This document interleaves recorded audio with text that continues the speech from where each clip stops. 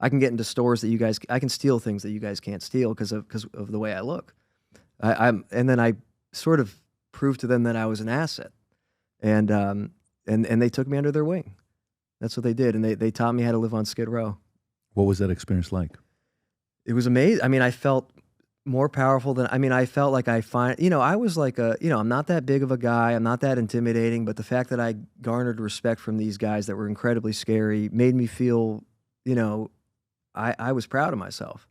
And it was Youngster, Chinola, Shadow, Boxer, and Smiley. And they took me in, and they called me Oakland.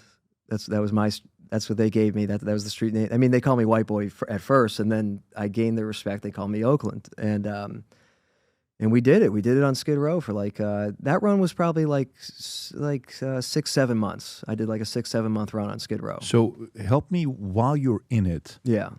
Help me maybe because I used to go to Skid Row every year for about 10 years. 8 years I went to Skid Row every Christmas morning, December 25th at 4:30. We would get together in Northridge or Granada Hills, and we'd get 40, 50, 100 cars, and we'd go to Skid Row. We'd give away blankets, Bibles.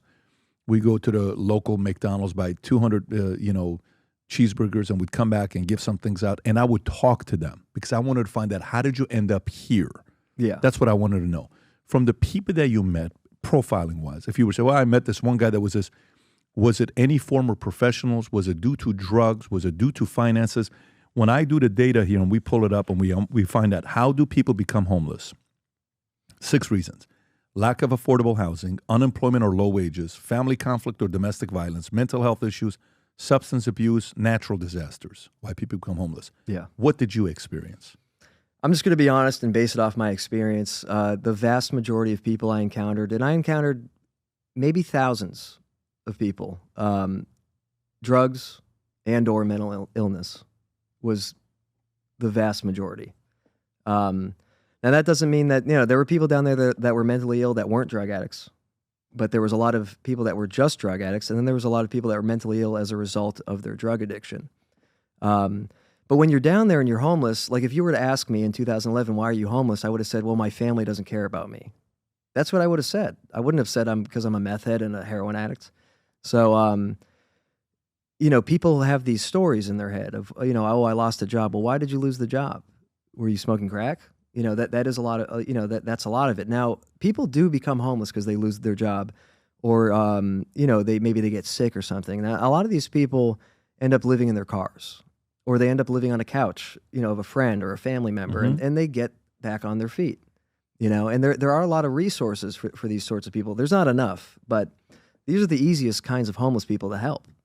And when you see a guy running around at McDonald's with his pants down screaming, I mean, that guy didn't lose his accounting job. That guy's on drugs.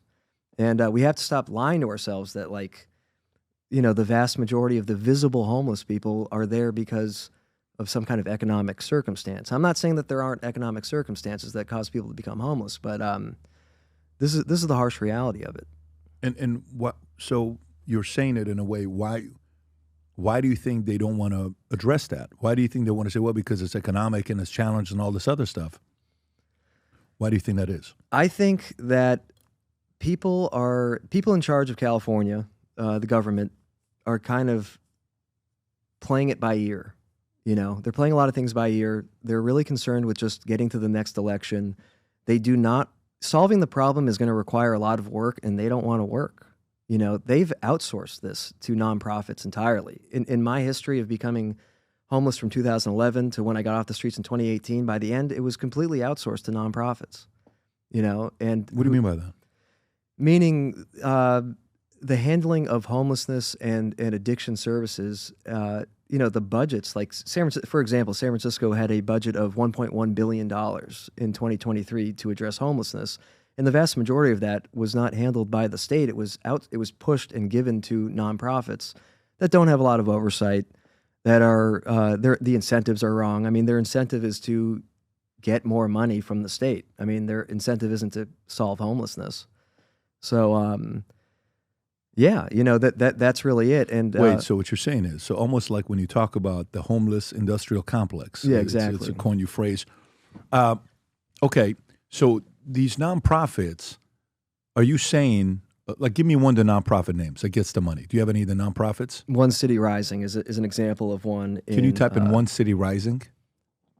So One City Rising. Yeah, so they're getting investigated, I believe, by the feds right now. So things are starting to happen, you know. So One City Rising. Yeah. When they get the money, what do they claim that they do with the money? Well, I think they have assets, like property assets, that they convert into some sort of homeless housing, and then they do a lot of like harm reduction outreach and things like that. And I mean, are they at all effective? These nonprofits are somewhat okay. So, of the $24 billion that California has spent on homelessness in the last 5 years, $16 billion of it went to 5 entities. Only two of which were, after a deep analysis, were viewed as cost effective. So some of them are doing something. What are the 3 that were not? I don't know the names off the top of my head. Okay, so you said of the $24 billion, $16 billion went to 5 entities. For California, that's a lot of money for a nonprofit. Sure. You know, $16 billion went to 5 entities. Yeah. I'm curious to know what these entities are. Which one of them did you have an experience with where you said, those guys actually helped me out, or they didn't? The Midnight Mission.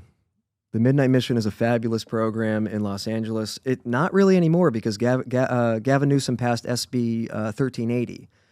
That is State Bill 1380. That said that any organization receiving funding from the state cannot have sobriety. Oh, wait a minute. Midnight Mission is right on Skid Row. This is where we used to go. Yeah, I've been here. Yeah, it's great. Yeah. It's a great place. So tell me about Midnight Mission. Midnight Mission is a nonprofit. It's a nonprofit for homeless people. You move in. Been around for a long time. Yeah, it's been around for like 100 years. And, Mr. T would come down there, and Dick Van Dyke. I mean, all these celebrities would come. I mean, it was like a staple of Los Angeles. I mean, it was a good program. But after SB 1380 passed, in order to receive state funding, you can't tie sobriety requirements to housing for the homeless people. So Midnight Mission can no longer require sobriety to live within its premises in order to still receive state funding. So which means what? It essentially mandates a housing-first approach, meaning individuals experiencing homelessness can access permanent housing without needing to demonstrate sobriety or complete a treatment program first. The focus is on getting people housed quickly and then providing support. So versus before, they had a standard. Yeah. You had to be I went to that program and I had to be sober. And if you weren't, they'd kick you out. Yeah, they'd kick you out. Now, they might let you back in a few weeks later if you show promise and you say, hey, I want a second chance. But it's been basically turned into like a glorified crack house. I mean, we're providing housing to thousands of people, and they are doing fentanyl in the housing and smoking crack in the housing. And they're not following up. They said we're gonna follow up with support. They don't follow up with support because that requires work, and no one wants to work. Explain work. So that requires work. What is the actual work? In my opinion, it would be setting up long-term treatment centers. I mean, I support housing these people, but I support housing them in treatment centers and mandating them to these treatment centers when they commit crimes to support their habits, when they are displaying antisocial behavior that's affecting the civil liberties of citizens that pay a lot of taxes to live in places like Los Angeles. I think these people should be mandated at some point to long-term treatment centers that do job training for those that are capable of one day being self-sufficient, and for those that aren't, that are just permanently mentally ill, that they need to be housed permanently in some sort of facility. Nowadays, more than ever, the brand you wear reflects and represents who you are. So for us, if you wear a Future Looks Bright hat or a Valuetainment gear, you're telling the world, I'm optimistic. I'm excited about what's going to be happening, but you're a free thinker. You question things. You like debate. And by the way, last year, 120,000 people got a piece of Future Looks Bright gear with Valuetainment. We have so many new things. The cufflinks are here. New Future Looks Bright. This is my favorite, the green one. Just yesterday, somebody placed an order for 100 of these. If you watch the PBD podcast, you got a bunch to choose from. White ones, black ones. If you smoke cigars and you come to our cigar lounge, we have this high quality lighter cutter and a holder for the cigars. We got sweaters with the Valuetainment logo on it. We got mugs. We got a bunch of different things.